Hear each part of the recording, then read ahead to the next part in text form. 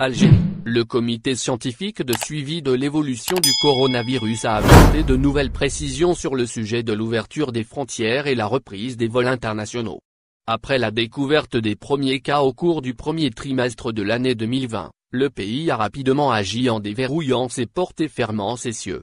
Dans l'attente d'une reprise des vols, Air Algérie s'est contenté d'opérer plusieurs vols de rapatriement. Alors que la situation a duré plus de 10 mois, le comité scientifique de suivi de l'évolution du coronavirus en Algérie s'est exprimé sur l'ouverture des frontières.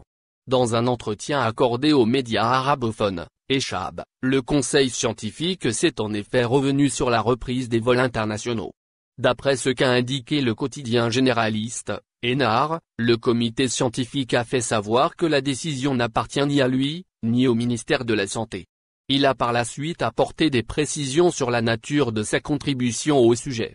Ainsi, il a fait savoir que sa mission se limite à suggérer et recommander des propositions tout en tenant compte de l'évolution du virus à couronne sur le sol algérien, tout à fait comme l'indique son nom. Cela va sans dire. Aucune date ne peut être avancée par le comité. Comme ont indiqué déjà plusieurs spécialistes, l'ouverture de l'espace aérien relève d'une décision souveraine. Ainsi, seul le président de la République, Abdelmadjid Tebboune a le droit de trancher sur le sujet. Ouverture des frontières et l'évolution de la pandémie sur le sol algérien. Bien que la reprise des vols soit étroitement liée à l'évolution de la pandémie sur le sol algérien, le comité scientifique a tenu à s'exprimer sur la situation épidémiologique en Algérie. Sur ce, il a tenu à rassurer que les hôpitaux qui tournaient à plein, il y a quelques mois déjà, sont désormais vides des cas de contamination.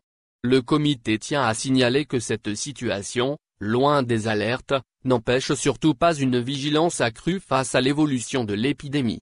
Jusque-là, le virus est sous contrôle et le pays se tient prêt à faire face à la nouvelle souche. Dans les préparatifs, le Conseil a fait savoir que les tests PCR détectant le nouveau variant sont désormais possibles au niveau de l'Institut Pasteur d'Algérie. Dans le même entretien, le Conseil a révélé que tous les vaccins choisis par l'Algérie sont efficaces.